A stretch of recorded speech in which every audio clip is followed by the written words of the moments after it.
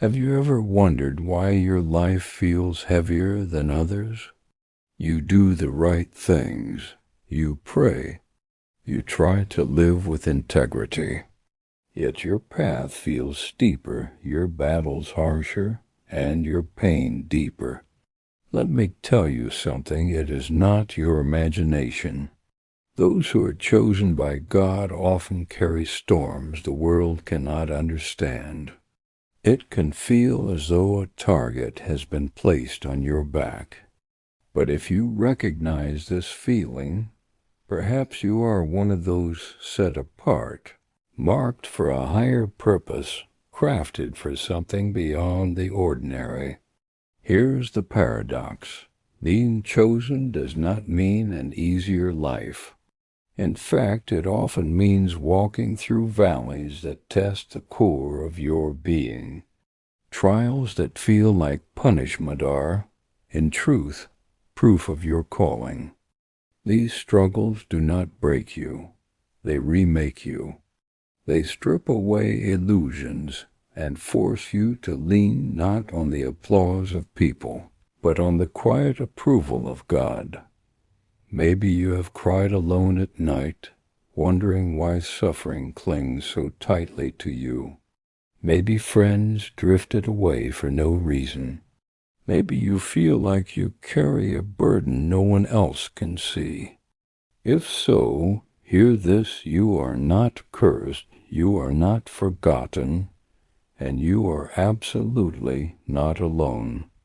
Across history, the chosen have walked the same narrow, difficult road. Every tear and every rejection shaped them into something extraordinary. That's why we need to understand the 5 pains that mark those chosen by God. When you understand them, your journey begins to make sense. The first pain is rejection. It appears suddenly and without warning. People who once stood beside you can vanish the next day. You search for your faults, but often the truth is simple. You haven't changed, your light has. And that light disturbs those still living in shadows. The chosen carry a presence that convicts without speaking. Instead of facing themselves, people push you away. Even Jesus faced rejection from his own family and neighbors. If the Son of God endured rejection, why would we be spared? Yet rejection has purpose. It shifts your trust from people to God, and it protects you from those who cannot journey with you. When God removes someone, it is not cruelty, it is mercy.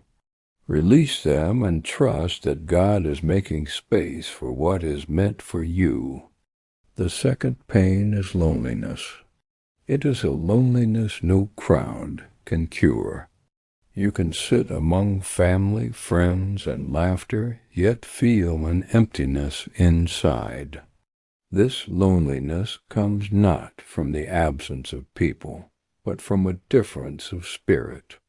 You think in terms of destiny while others chase comfort. You hear whispers of eternity while the world talks about the weekend. Even when you try to express what burns inside you, others don't understand. This creates a quiet ache because the very things that define you are the things that separate you. But this loneliness is intentional. God often isolates the chosen so he can speak to them without distraction. Moses met God in the desert. Elijah heard him in a still small voice while alone in a cave. Even Jesus withdrew to lonely places to pray. In solitude, God plants visions others cannot understand. Your loneliness is not punishment. It is preparation. Like a seed buried in darkness, you too are being hidden for a season so you may grow in strength and purpose. The third pain is inner conflict. Every chosen soul battles inside, spirit, fights flesh. You want to pray but feel drained. You want to read scripture but your mind wanders. You promise to change, yet temptation waits at every corner. Then comes guilt, whispering that a true believer wouldn't struggle like this. But even Paul admitted that he often did the very things he did not want to do. The truth is, the chosen feel temptation more fiercely because the enemy knows their potential. The absence of struggle is not strength, it can be surrender. Your conflict is not proof of failure. It is proof that God's Spirit lives within you. The fourth pain is renunciation. The chosen are constantly called to let go habits, friendships, environments, and even dreams that no longer align with their calling. What once felt right begins to feel heavy. Abraham left everything familiar. Moses gave up a palace. Paul laid aside all his achievements. Every sacrifice felt painful, yet each one prepared them for greatness. In God's hands, letting go becomes gaining more. Every tear of surrender becomes a seed of future joy. The fifth pain is waiting, perhaps the hardest of all. You watch others move ahead while you feel stuck. You pray and hear silence. You knock and doors do not open. Joseph waited in prison while his dreams faded. David was anointed king, yet spent years hiding in caves. Their delays were not denial, they were preparation. Waiting strengthens your faith so you can carry the weight of the blessing when it finally arrives. When you weave these pains together, rejection, loneliness, inner conflict, renunciation, and waiting, you begin to see a pattern. These are not signs of abandonment, but signs of calling. Rejection teaches trust. Loneliness sharpens your ability to hear God. Inner conflict keeps you humble.